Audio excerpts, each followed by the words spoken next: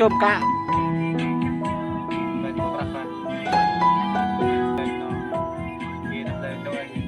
nước hình hả im lì thế này cây nộp lên cho cây nộp lên cho em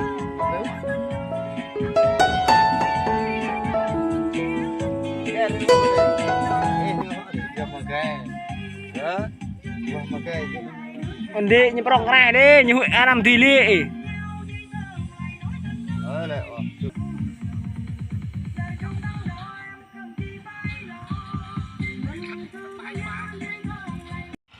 mời mọi người ăn cá siêu con vào mình đã quá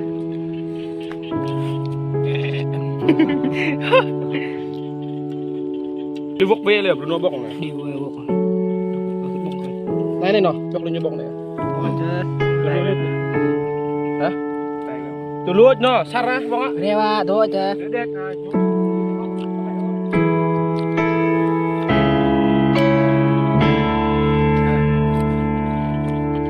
con đẹp rồi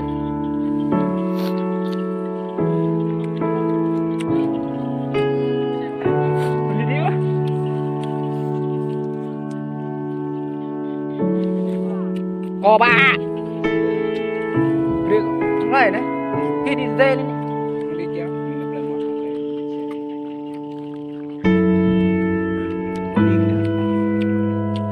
học riêng được kia đó anh ngon không ấy điêu ngon số ba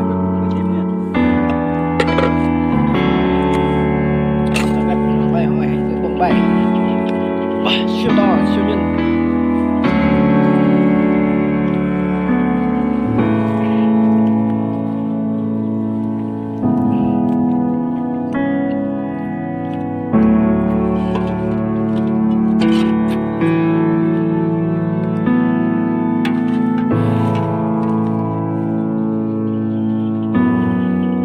siêu to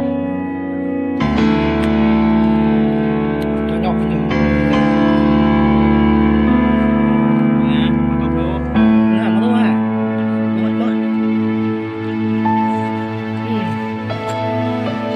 đi làm gì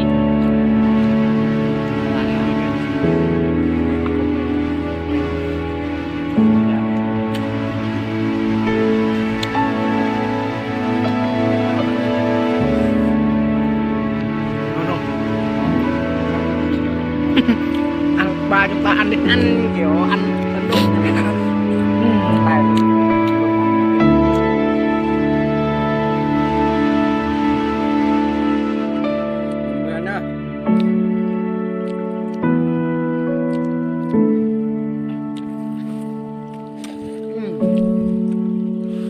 ăn ngon khỏe lắm luôn ngon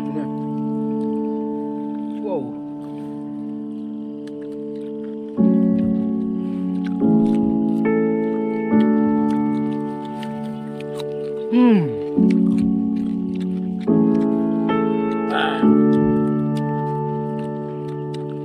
Nhỏ nhỏ nha.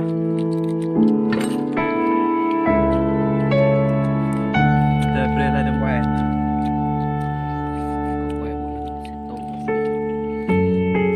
Mắm đi. Đây hả? Trời ơi, ngon hả? Ngon chứ. Một chân nó chạy ra làm gì? Ba em mình ăn hết nha, chưa nha. Anh đưa đi tôm tàu, có 5 ly bụng.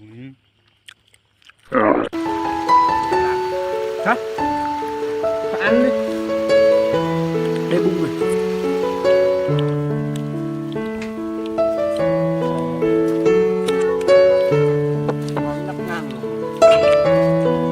Đi đưa bông con quậy nó. Bạn đủ.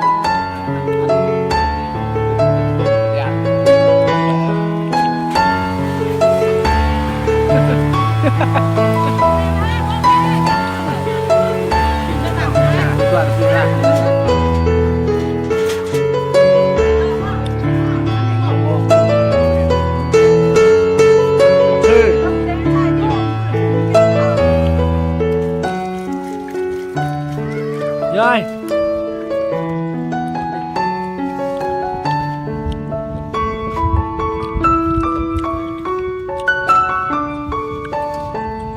hello chào tất cả anh em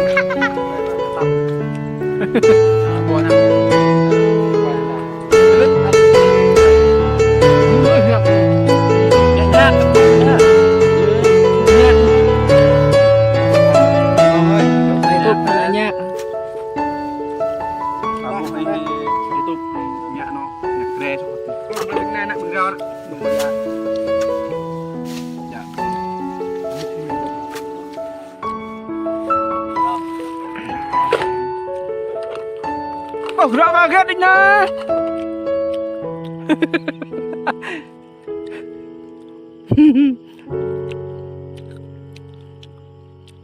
No quá các bạn ơi.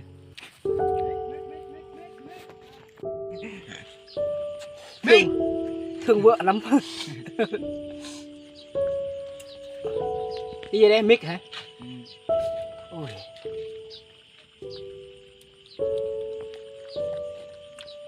Rồi ăn hết đi.